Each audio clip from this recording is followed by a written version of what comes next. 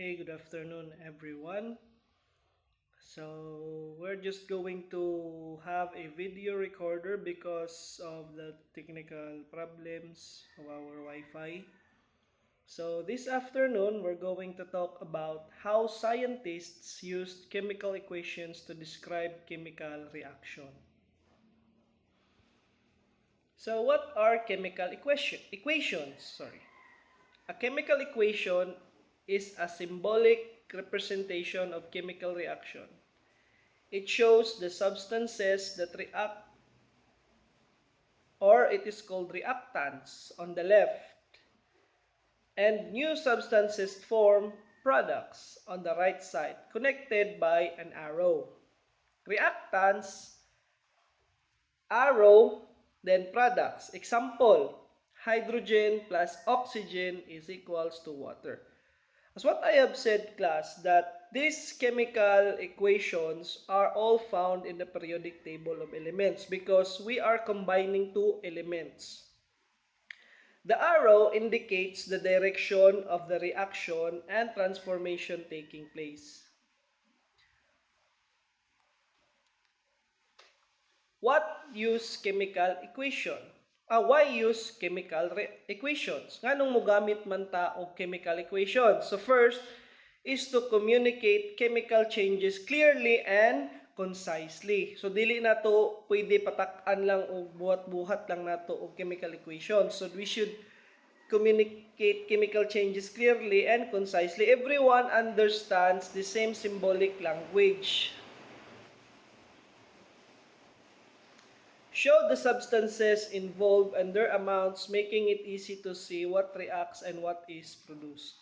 Help predict reaction outcomes and plan experiments before setting foot on the lab. Writing chemical equations in word form. So a word equation describes a chemical reaction using a full names of substances involved. Reactants are written in the left side of an arrow, and products are written on the right side. Example, hydrogen plus oxygen equals water. Common examples, carbon plus oxygen, that is carbon dioxide. Sodium and chlorine, sodium chloride. Methane and oxygen, carbon dioxide plus water, or iron plus oxygen, that is iron oxide. Writing chemical equation using formulas. Chemical formula use symbols to represent substances in a reaction. Each element is written using its chemical symbol and numbers. Subscripts show how many atoms are in each molecule. So subscripts class mo nang nasa ilalom. Example, H2. So duha ka molecule of hydrogen plus duha pod ka oxygen equals to H2O. So hydrogen gas plus oxygen gas is equals to water. Key points. Use correct chemical symbols for each element. Example given, H for hydrogen, O for oxygen, C for carbon. Subscripts indicate the number of atoms in a molecule. Example given, H2 means 2 hydrogen atoms. The arrow separates reactants. So when we say reactants class, kaning nasa left side. Ang nasa right mo na mga product. Always use the correct formula. Never change subscripts when balancing. Parts of chemical equation. A chemical equation has key components that work together to describe a reaction. Understanding each part helps you read and write equations correctly. Reactants, the starting substance written in the left side of the equation. Products, the substance formed by the reaction written on the right side. Arrow shows direction of the reaction, meaning produces or yields. Plus signs separate multiple reactants or multiple products in the equation. States of matter in chemical equation. Physical state symbol shows form of each substance in reaction. S is solid, L liquid, G gas, and AQ for aqueous solution. Example, 2H2G plus O2G is equals to 2H2O L. So, hydrogen gas. So, kanang H2, gas man na siya, class. Ang O, gas man na siya. Ang yang arrow is tubig na siya, class. Nahimo na siyang tubig. Hydrogen gas and oxygen gas react to form a liquid water. Ang hydrogen is a gas. Ang oxygen is a gas. Nag-react sila forming a what we call H2O or water. State symbols are important. They reveal the conditions of reaction and help scientists understand what is happening at the molecular level. The law of conservation of mass. Mass cannot be created or destroyed in a chemical reaction. The total mass of all reactants equal to the total mass of the products formed during the reaction. So always remember this, class, that mass cannot be created or destroyed during the reaction. So during the reaction, class, imo lang siyang gi-balance. Wala ka naghimo, wala kung ka nagdaot sa matag chemical or elements nga naa diha sa ato ang chemical equation. Example, in the reaction of 2H2 plus O2 is equals to 2H2O. The mass of hydrogen and oxygen on the left equals to the mass of water on the right. Atoms are conserved. None are lost or gained. Diba? So, ang atom sa hydrogen o oxygen, class, is na-conserve. That is the law of conservation of mass. Na-conserve ang mass sa duha ka element kay pantay raman ang mga atoms nga naapod sa water. Look at the equation.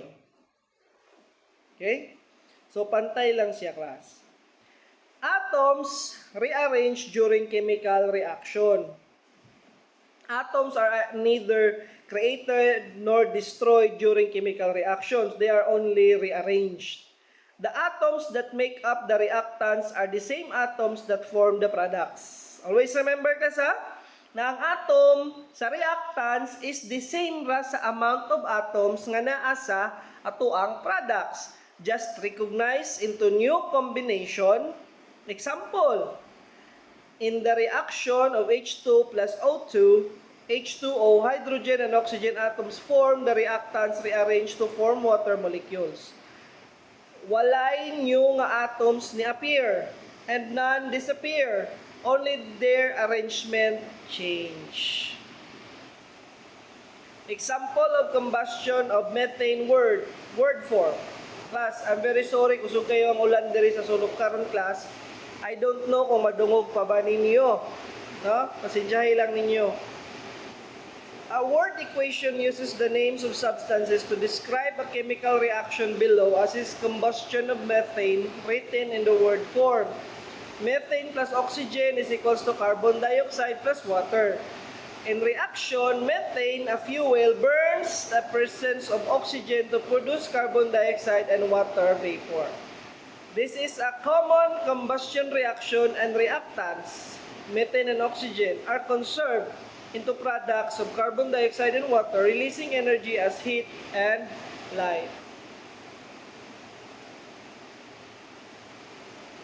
Chemical formulas represent substances using element symbols and subscripts below the unbalanced formula equation for combustion of methane. CH4 plus O2 is equals to carbon dioxide plus water. This is the unbalanced formula equation. The atoms on both sides are not yet equal. Notice that carbon, hydrogen, and oxygen atoms must be counted and balanced on both sides of the equation. So that is why dili ni siya balanced. This is unbalanced formula equation. Why balance chemical equation? Nganong i-balance man nato siya, class? So, balancing chemical equations is essential to obey the law of conservation of mass. Always remember that. It should be balanced because kung dili siya balanced, class, dili na to matuhop or maigo ang law of conservation of mass.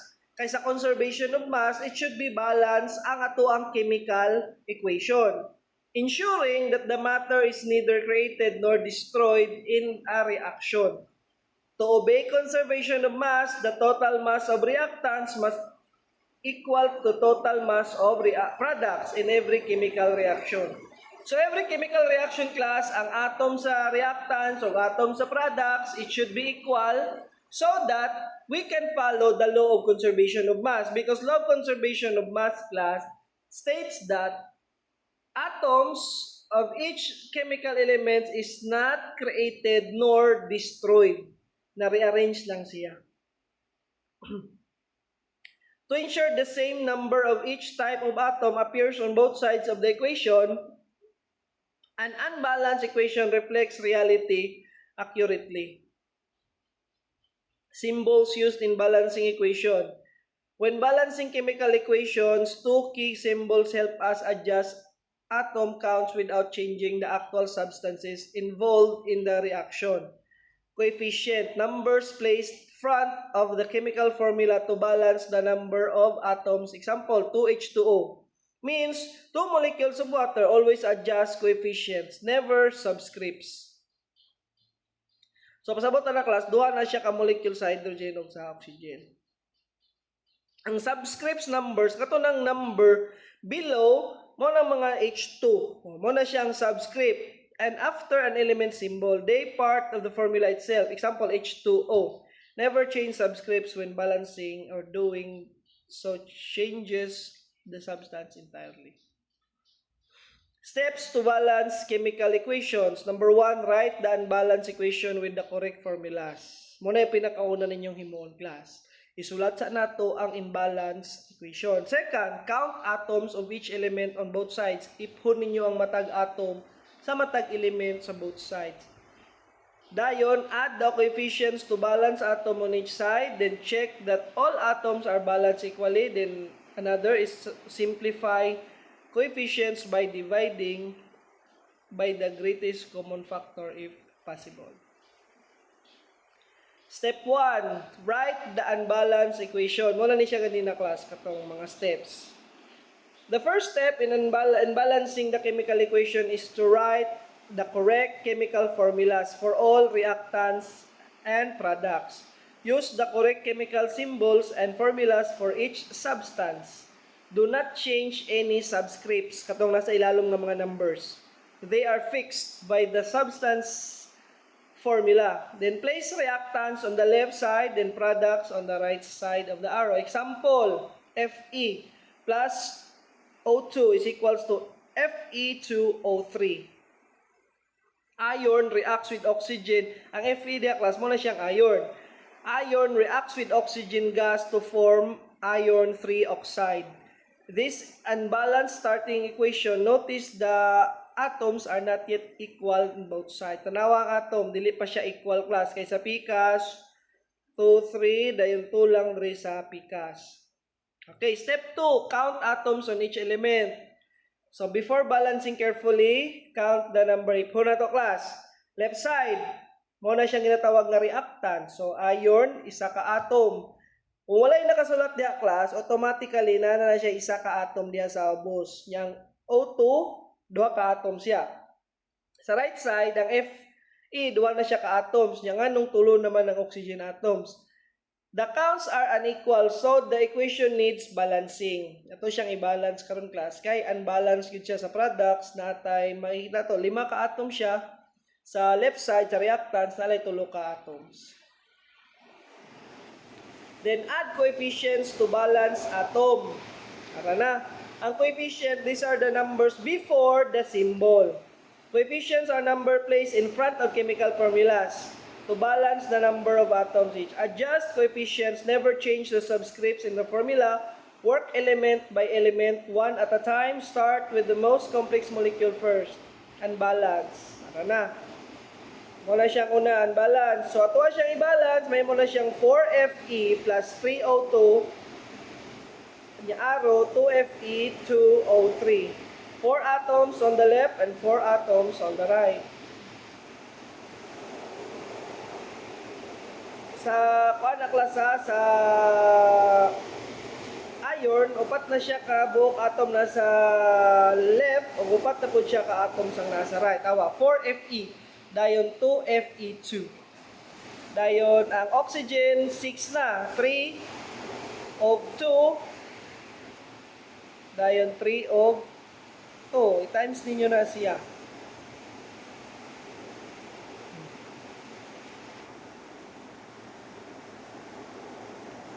Then step 4, check all atoms balance. After adding coefficients, recount the atoms on both sides of the equation to confirm they are equal. Recount atoms of each element in the left, reactants in the side, and we compare in the right products. Confirm equality. Every element must have the same number of atoms on both sides before the equation is considered balanced. Step 5, simplify coefficients if needed. Once all atoms are balanced, check if the coefficient can be reduced. Divide all coefficients by their greatest common factor to express the equation in its simplest form. Coefficient of 1 are not written explicitly. Divide all coefficient by a common factor possible. Example, 4H2 plus 2O2. 4H2O simplifies to 2H2 plus O2 arrow 2H2O. The simplest form, 2H2 plus O2 is equals to 2H2O is correct. All coefficients share no common factor greater than 1. Balancing practice. So, kani, dili na rin inyo kinahanglan himuon, kaya na naman may activity akong gihatag. Ala na ni siya, class. And common mistake in balancing equations, so changing subscripts. So, kani, mo ni siya mga common mistakes. Forgetting to check all elements, not simplifying coefficients. Applying conservation of mass. The law of conservation of mass states that the total mass of reactants equals to the total mass of the product. In balance equation, the number of each type of atom is identical to both sides. Example, 2H2 plus O2 is equals to 2H2O. Left side, okay, 4H atoms, then 2O atoms. Hydrogen o oxygen na siya, class. Real-world importance of balanced chemical equation. Accurate predictions of reactants needed balanced equations to tell chemists exactly how much of each substance is required for the reaction to proceed efficiently. Industrial chemical manufacturing relies on the balance equations on optimized production, minimize waste, and ensure safe, cost-effective, large-scale reaction. Environmental impact calculations used balance equations to measure emission pollutants and byproducts, essential for assessing the reducing environmental harm. So mo na siya ang pulos nganong kinahanglan nato i-balance ang mga equation. So para ang mga scientist nato kabalo sila unsa ilang idungag, unsa ilang kuhaan para mas mo nindot or mas kanang ilang trabaho is limpyo ba or tama ba ilang trabaho. A timeless insight. Nothing is lost, nothing is created. Everything is transformed. Antoine Lavoisier, father of modern chemistry.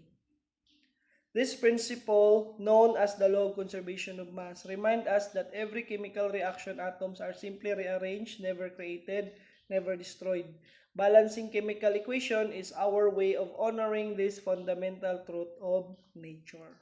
Because all of the elements is found in nature. Okay, so muna nga itong summary.